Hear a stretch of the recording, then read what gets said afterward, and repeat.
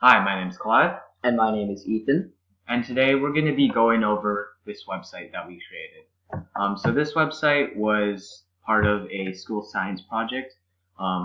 The task was to investigate something called shell culture. If you don't know what shell culture is, it's the act of hatching a chicken outside of its shell, so you don't use the egg shell as part of the hatching process and development process. So as this website says, the purpose of this website is to inform you with a basis of knowledge as to what reproduction is and how we can use it. So we'll be going over things like chickens, what they are, important facts about chickens. We'll also be going over things like shell culture, what it is, the advantages and disadvantages of it, and then whether we can actually do it. So first up, we're going to start with some background information.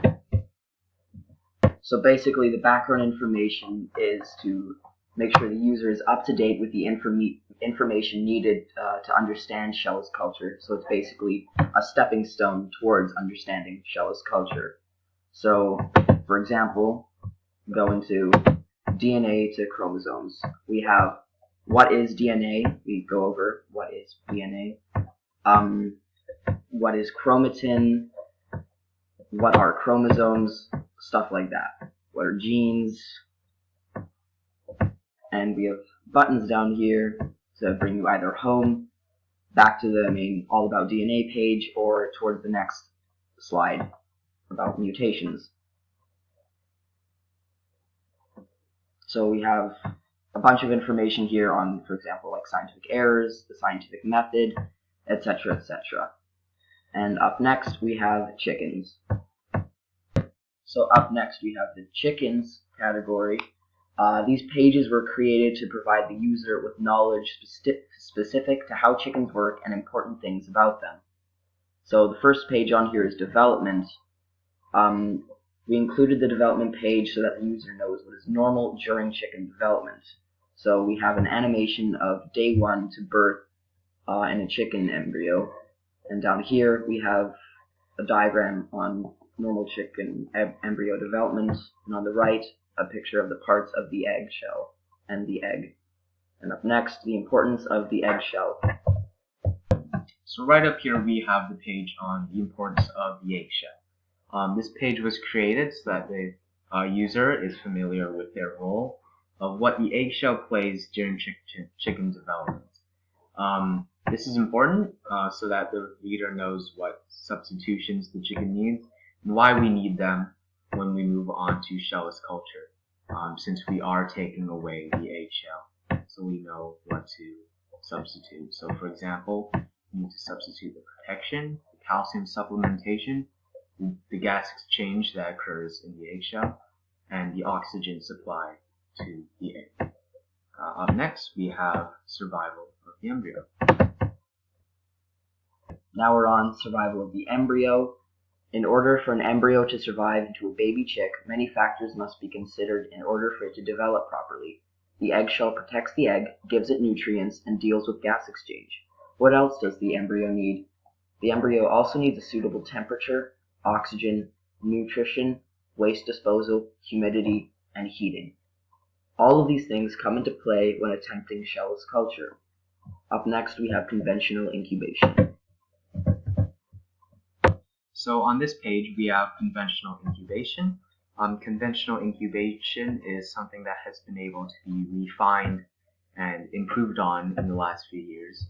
And we thought it was important to know how chickens are normally incubated, so therefore using the eggshell inside a incubator approach. So over here we talked about the incubator. We talked about the two types, which are still air incubators and forced air incubators. We talked about the differences between the two and what you can expect from both. We also talked about the temperature of the incubator, what it should normally be at, and how this is a very important factor in the incubation of chickens, seeing as 1 or 2 degrees of too high or too low temperature can cause the chickens to die.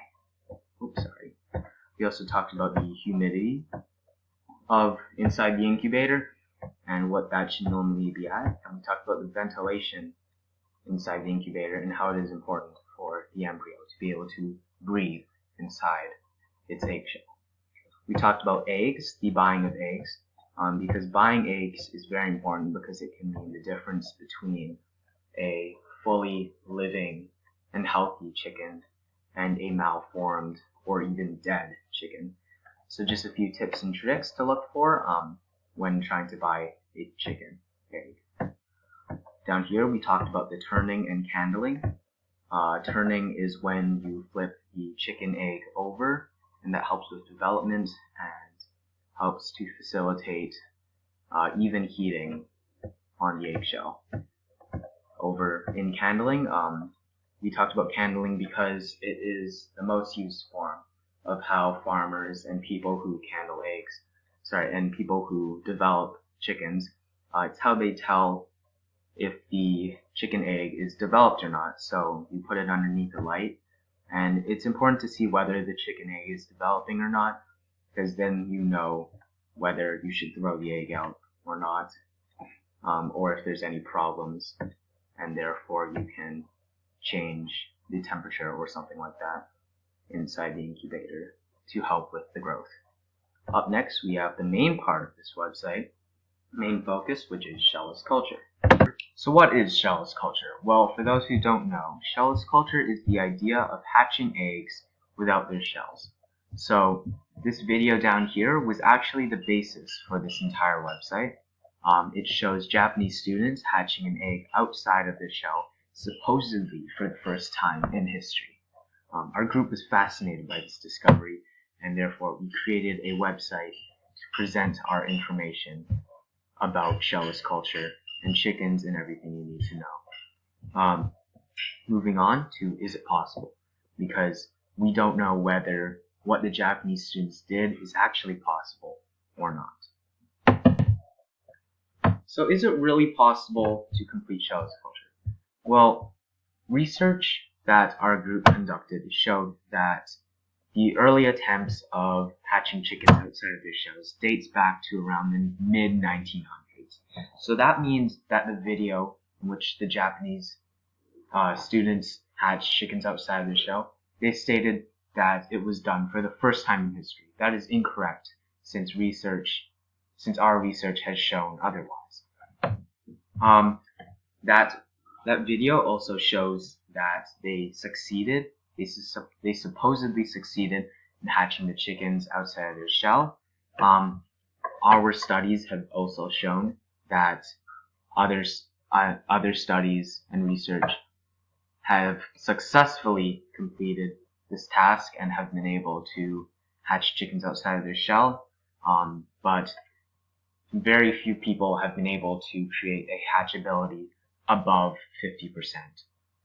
So moving on to advantages and disadvantages of shellless culture. So the advantages and disadvantages of shellless culture. The main advantages that we found were access and study and restoration. Shellless culture allows for us to be able to better see the embryo as it develops inside the culture vessel, and therefore we can have more observational power and more experimental power as the chicken develops. In restoration, we've been able to save eggs, perhaps endangered eggs, that have had their shell damaged or removed, because we can now take the embryo and culture it in a shellless environment, so we can preserve rare birds and reptiles by using that method.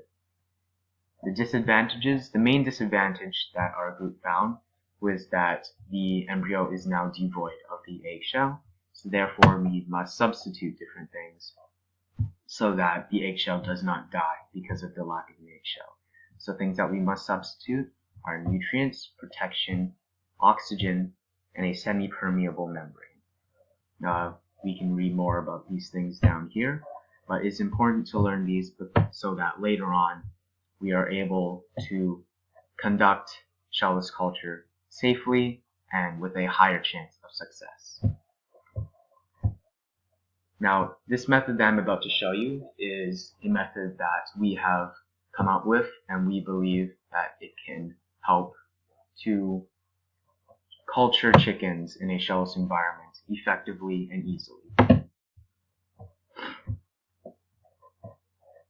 So we'll just let it load here. There we go. So now that we are aware of all the past knowledge, we can talk about how we can actually culture chickens in a shellless environment. So this scientific report talks about it using an experiment. So the purpose of this experiment is to determine whether it is possible or not to develop a chicken embryo into a fully grown chicken outside of its shell. And our hypothesis was that if the correct procedure is followed, then it will be possible to develop a chicken embryo into a fully grown chicken outside of its shell. Over here we have the materials of the different things. In the procedure, we talked about the pre-incubation of the embryos. Usually you'll need to do them for 72 hours. We talked about the oxygen supply that will be needed. And we also talked about the design and preparation of both the self-made incubator and the culture vessel. Over in the data and results / observation, we talked about the variables in the culture vessels because there were different culture vessels that were used because we wanted to see the results. Talk about the weight, and this chart talks about the observations that occurred during the developmental stage. As you can see, none of the chickens got past day 6. We talked about the potential problems and errors that may have occurred. So the temperature problems, the temperature was too low many times. That's what we found, and we also found that some of the eggs were dropped or broken, causing them to be unusable. In the analysis and calculation, we talked about the reason of the death of the embryos, multiple reasons that may have caused them, and we also talked about the future prevention of the death of the embryos. In the conclusion, we summed it up. So the purpose of this project, we talked about that and what our hypothesis was. And we said that although we failed to see a fully developed chicken, we made an astonishing discovery by witnessing a minor development in the embryo. Based off the results and observations made during this project, we accept this hypothesis. And we talked about, since even though none of the embryos were developed, we didn't even see any development past day 6. Even though it may have been a loss to the group, the information and observations and data that we received will help us to better conduct the experiment next time. Here we have some work cited from this, just specifically from this report. And that's about it from this report. Down here we have videos that were taken. Here we have a picture of the incubator and us setting it. You can watch these on your own time. Over here are all the cited references that we have used for this website. We have split them into the websites group, the images group, and a videos, PDFs, and textbooks that we have. So thank you very much for joining us on this little tour of the website. I hope that you enjoyed this tour, and I hope that you learned a few things, and that you enjoy this website and are able to use it as a great source of information in the future. Thank you very much. I hope you have a great day.